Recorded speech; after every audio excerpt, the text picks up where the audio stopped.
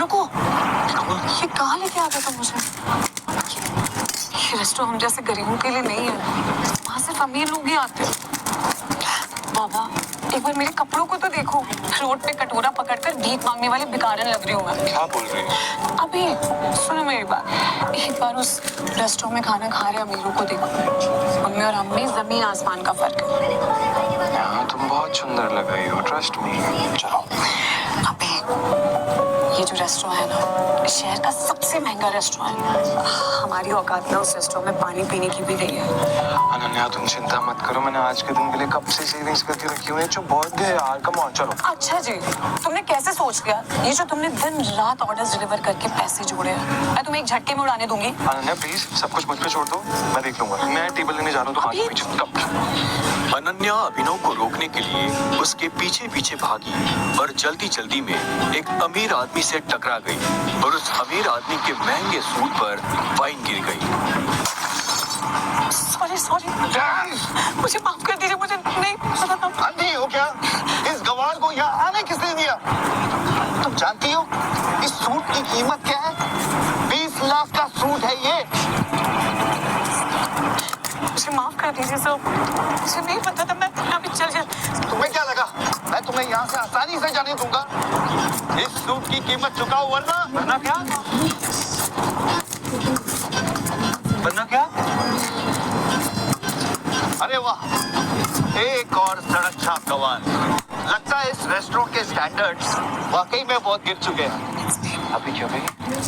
मेरी पत्नी से माफी मांग। मैं माफी मांगू? तुम जानते भी हो मैं हूँ कौन? चलते हैं ना यहाँ से।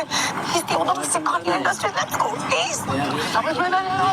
मैं कह रहा हूँ माफी मांग मेरी पत्नी से अभी की अभी। बिल्कुल इधर है। कहीं ऐसा ना हो उसने तेरे लिए पूरी जिंदगी पछताया। अभिनव की बात सुनकर वो अमीर आदमी गुस्से से दिल मिला उठा।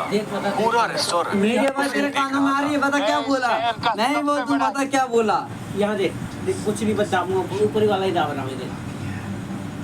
कोई नहीं, मैं बड़ा डीजे ले आता हूँ, फिर मैं भी ऐसे का दिखाऊंगा तेरे को 25 पाउंड। भाई वीडियो डाल रहा है उससे, अभी वो डिजिटल ना करते। मेरा व्यापारी हो, अमीर से अमीर लोग, मंत्री संतरी सब मेरे पॉकेट में रहते हैं। मैं चाहूँ ना चुटकी में तुम्हारा नामो निशान मिटा सकता हूँ। पर अगर मैंने चुटकी बजाते ही तेरे पूरे बिजनेस का नामो निशान गायब कर दिया तो? जब तक वो आदमी अभिनव की बात समझ पाता, अभिनव ने अपना फोन निकाला और किसी को एक मैसेज भेजा। अगले ही पल उस अमीर आदमी को एक कॉल आया और उसके पैरों तले जमीन खिसक गई। What? ये सब कैसे हो सकता है पापा? आपको बिलीव नहीं होगा, ये वाटर प्योरीफायर आप अपने घर में लगवा सकते।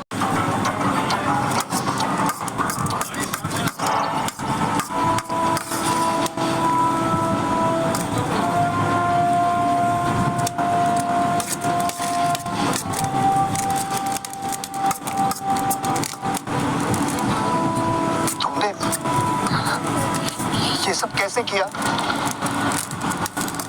आखिर तुम हो कौन?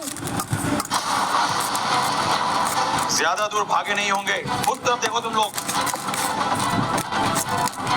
संजय के हाथ में गोली लगी थी। वो और अभिनव रात के अंधेरे में एक पतली सी गली में छुपे हुए थे। अच्छा बेटा, जल्दी बाहर आ जाओ। मेरी बात सुन बेटा, यहाँ से भाग जाओ वरना ये लोग तुझे भी मार डालेंगे। बाहर सड़क पर उनकी गाड़ी खड़ी थी और उसी गाड़ी के पास खड़ा था राणा, जिसने संजय को गोली मारी थी। नहीं पापा, मैं आपको छोड़ के नहीं जाऊँ। से तुम मत कर अभिनव।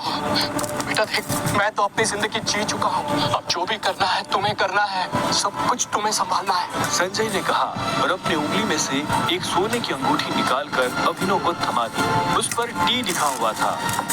और एक बात हमेशा याद रखना, अपनी आखिरी सांस तक लड़ना है। Run tiger, run tiger run.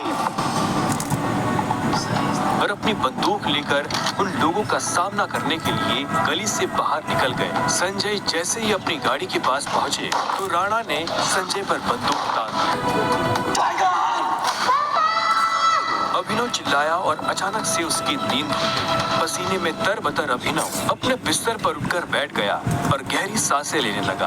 18 साल, पिछले 18 सालों से ये सपना इसी तरह से अभिनव को परेशान कर रहा था।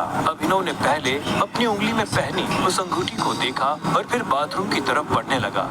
18 साल की उम्र में उसने अपना खर्च खुद उठाना शुरू कर दिया था। उसकी जिंदगी में बस एक ही खुशी थी, उसकी गर्लफ्रेंड वैभवी। जब भी वो वैभवी को देखता तो अपने सारे दुख भूल जाता था और आज तो वैभवी का जन्मदिन था, इसलिए अभिनव जल्द से जल्द उससे मिलना चाहता था। अंकल ये केक कितने का है? 600 गए और ये पेस्ट्री? वो 60 गए। एक दे दीजिए। Thank you. कुछ देर के बाद जब वो वैभवी के घर के बाहर पहुंचा तो उसने देखा वहाँ काफी रंगीन लाइट्स चल रही थी और वहाँ से तेज म्यूजिक की आवाज आ रही थी। वैभवी, ये सब क्या है? ये कौन है वैभवी? देख नहीं रही है, डिलीवरी बॉय है। होता है पर हम तो केक मंगवा चुके थे ना, फिर तूने ये पेस्ट्री क्यों मंगवाई? ओह, याद आया, ये तो वही डिलीवरी बॉय है ना जिसको तू डेट कर रही थी। आवाज नहीं निकल रही, रोटी दिखाइए। तेरा स्टैंडर्ड इतना गिर जाएगा मुझे नहीं पता था। दिखाएगी बाजार नहीं खाएगी, घुमा के फेंकना कचरे में लेकर। आवाज नहीं निकल रही लेकर। अभिनव देवेन को अच्छी तरह से जानता था। वो एक बड़े बाप का लड़का ऐसे था और पढ़ते हैं हर ये लोग वक्त वैभवी के आसपास मंडराता रहता था। देवेन को यहाँ देखते ही अभिनव का दिमाग खराब हो गया। उसके हाथ में एक बड़ा सा गिफ्ट था। उसके आगे अभिनव के हाथ में लटकी पेस्ट्री की थैली कुछ भी नहीं लग रही थी। मैं तुमसे ब्रेकअप कर रही हूँ। और नहीं तो क्या, बेचारी कब तक तुझ जैसे गरीब के साथ ऐसी आधी पेस्ट्री खाती रहेगी। मत क्यों सुनो? तो तुमने ठीक नहीं किया वैभवी। और अभिनव वहाँ से निकल गया। उसकी आंखों में आंसू थे और उसका दिल बुरी तरह टूट चुका था। हर घूंट के साथ उसकी आंखों के सामने वो दृश्य आ रहा था जिसमें देवेन वैभवी के गालों को चूम रहा था। उधर जब अभिनव सड़क पर बेहोश हो गया था तब इधर सनी सिंह अपनी गाड़ी में बैठा बेचैन हो रहा था। सनी सिंह की बहन अनन्या उसके गले का कांटा बनकर सबक सीख गई।